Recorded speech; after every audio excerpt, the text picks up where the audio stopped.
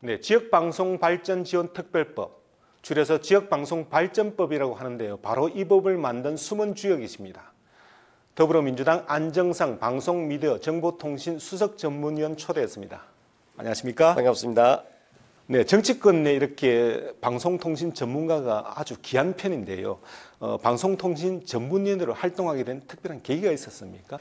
네, 사실은 제가 2000년 초에 국회 재직을 하면서 방송통신 관련된 부분에 대한 연구, 다시 말해서 공정거래법, 전기통신사업법, 방송법에 관한 연구를 하는 중에 여기에 가장 그 중요한 이중 규제로 인해서 방송 미디어 산업과 IT 산업이 혼재하는 과정에서 규제가 너무 심하다는 것을 봤습니다. 그래서 여기에 따르는 입법 정책적인 어떤 방향을 제시한 것이 제가 해야 될 일이 아닌가 하는 그런 사명감이 생기면서 이 분야를 제가 전문적으로 연구하고 전문위원으로 활동을 하게 됐습니다. 네, 앞서 이렇게 지역방송발전법을 만든 숨은 주역이다 이렇게 소개를 해드렸는데요. 이 법은 어떤 취지로 만든 겁니까? 네, 사실 지금도 좀 마찬가지인데요. 예전에도 어떻게 지역 방송의 중요성에 비해서는 수도권 중심의 서울 열중심의 방송의 모든 정책이 편중돼 있었습니다. 그에 따른 지원 또한 수도권 중심이고 서울 중심이었어요. 근데 지역 방송의 지원이 너무 열악했던 겁니다. 그래서 지역 방송으로서 역할을 제대로 할 수 있는 건 어떻게 할까라고 고민을 하다가 지역방송 지원 특별법을 만들어서 지역방송의 적극적인 지원과 그에 따른 정책을 뒷받침해야 되겠다 이런 생각을 하고 그 법을 제가 만들게 되었습니다. 네, 그렇다면 그 법의 주요 내용도 한번 소개해 주시죠. 네, 그 법이 가장 중요한 것 중에 하나가 지역방송에 대한 정의를 명확하게 해주는 것이 중요한데요. 이 지역방송에 대한 정의가 들어가 있고요.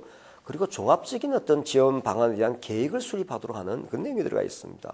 더 중요한 것은 이 계획에 따라서 지역 방송을 지원하는 기본적인, 즉 방송통신발전기금을 통해서 지원할 수 있는 근거 규정을 명확하게 규정을 해서 지금까지 이룰 수 있도록 지금까지 해왔습니다. 네, 그런데 지금 지역 방송에 처해 있는 그 현실을 보자면요, 존재 자체가 위협받는 그런 위기의 시대다 이렇게 볼 수 있는데 대응 방안은 어떤 게 있겠어요? 사실 우리 지역 방송이 어렵습니다. 어떻게 보면은 최근 한 10년 사이에 종합편성 채널이 만들어지고 또 인터넷 매체가 활성화되면서 상당한 광고 부분들이 어떻게 보면 지역 방송을 이탈했고요. 또 광고 수익이 급감하면서 거기에 따르는 어떻게 보면은 컨텐츠 제작에 대한 지원이 어렵고 투자가 안 되는 상황입니다. 그러다 보니까 어떻게 보면 지역 방송 갈수록 이 어떤 이 경영의 악순환이 계속되고 있는 어려움이 있습니다.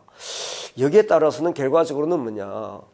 가장 중요한 시청자들을 위한 컨텐츠 제작이 활성화해야 될 텐데요.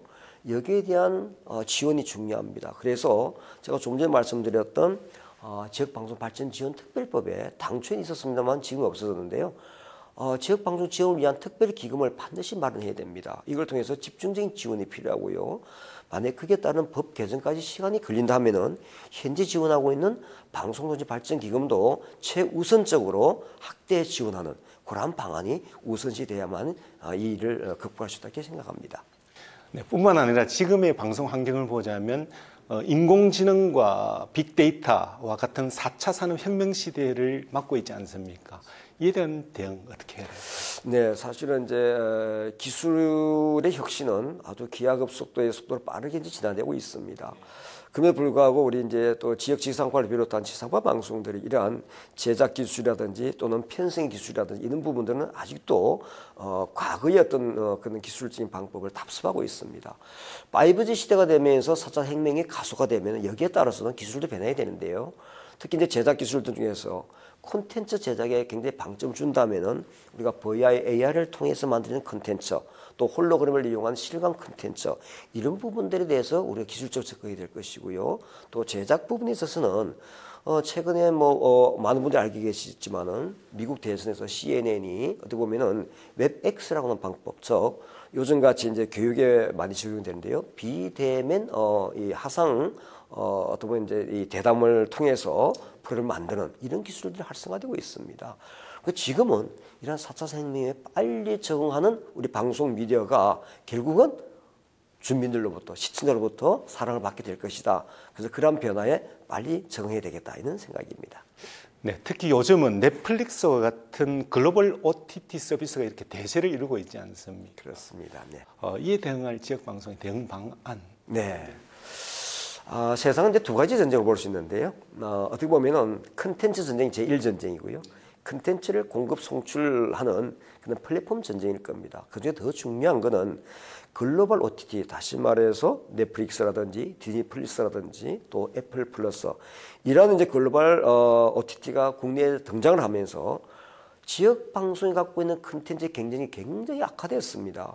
전반적인 현상이긴 하지만 그러면은 여기서 주저앉을 수는 없는 거죠. 결국은 컨텐츠 전쟁에 들어가야 될 것입니다. 그러기 위해서는 지역 방송에 특화된 컨텐츠, 다시 말해서 예컨대 우리 이제 부산 경남 지역의 중심의 컨텐츠와 예컨대 대구 경북의 컨텐츠 같이 공유한다든지 또는 지역 채널이 갖고 있는 컨텐츠를 서로 합작으로 만든다든지 아니면은 해외 지역에 갖고 있는 컨텐츠와 교류한다든지 이렇게 해서 정말로 어떻게 보면 일반 방송에서는 흉내낼 수 없는 그런 특화된 콘텐츠로 경쟁을 갖는 것이 어떻게 보면 글로벌 OTT와의 충분한 경쟁을 가질 수 있겠다.